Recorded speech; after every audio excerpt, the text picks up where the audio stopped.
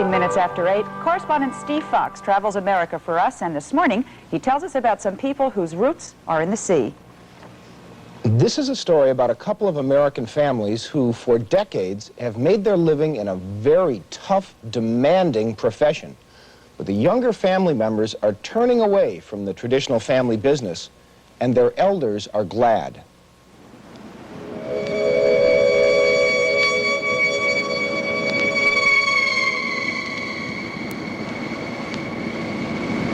It's 5 o'clock in the morning. Unlike most days this time of year, the weather is good. Calm, about 40 degrees, not much wind. The fishing trawler American Eagle and her four-man crew have been sailing east, away from the coast, since leaving harbor at 2 a.m. They're about 2 miles out to sea now, trawling for their first catch of the day. Dawn is coming.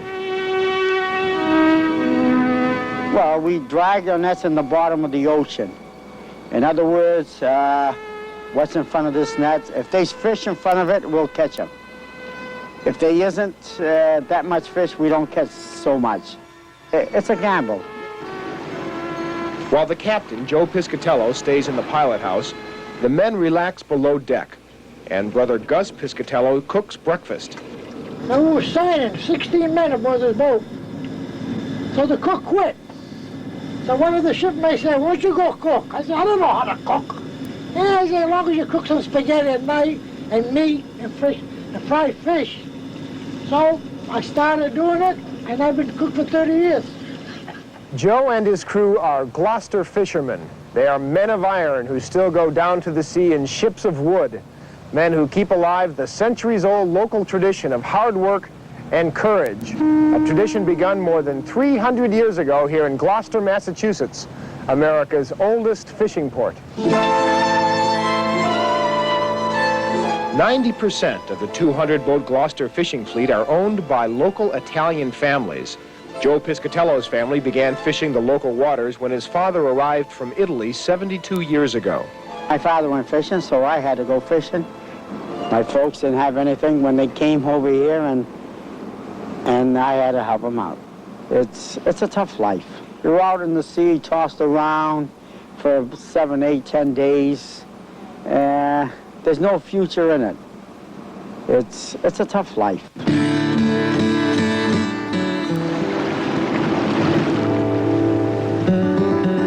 Despite the rugged, dangerous conditions, big industrial boats still go as far as 200 miles out to sea for 7 to 10 days at a time, while smaller day ships, like Joe's, work 6 days a week, returning home every night, weather permitting.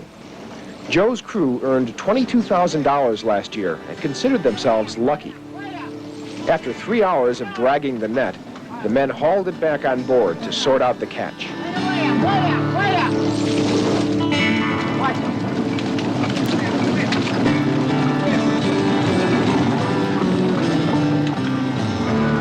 Okay, here's a codfish. Here's a hake. We even got a shoe. Beer cans, everything. After sorting, the fish are lowered below deck, packed in ice, and readied for shipment to market. The weather this day caused no problems, unlike the countless killer storms of the past, which have claimed more than 8,000 fishermen's lives, men lost at sea during the past 3 centuries. Yeah, we had quite a few of them. They didn't come home. Just torn apart by the sea? No, they just disappeared. If a boat goes down like that in, say, the winter, in bad weather, what are the odds of anyone surviving? There's no odds. They're not going to survive? No. The danger and the desire to spend more time with his family caused Sam Parisi to quit fishing and start a marine supply store. But Sam still remembers what a bad storm was like.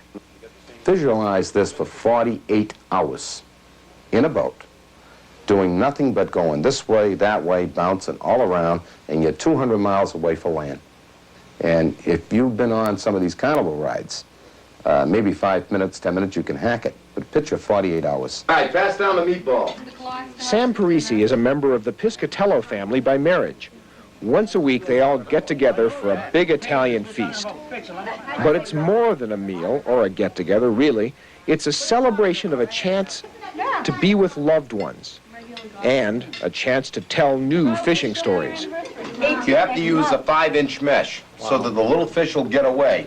For fishermen's wives, these get-togethers are precious because they are so rare. It's a bad life, really. You have to wait all the time for them to come home, worry if they're all right, you know. Did you ever try and talk him into doing something else for a living and giving up fishing? No. Why not? He didn't know how to do anything else but fishing. That was his life. That's all he did.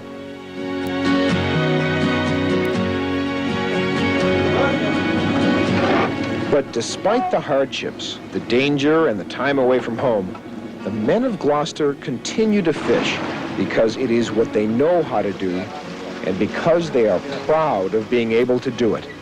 Fishermen have a lot of pride. Fishermen are considered honest people, hard-working people. They want to make the dollar. They want to prove to themselves that they're number one. You know, the old thing is, I'm going to do it my best, okay? And I think that's what keeps them going.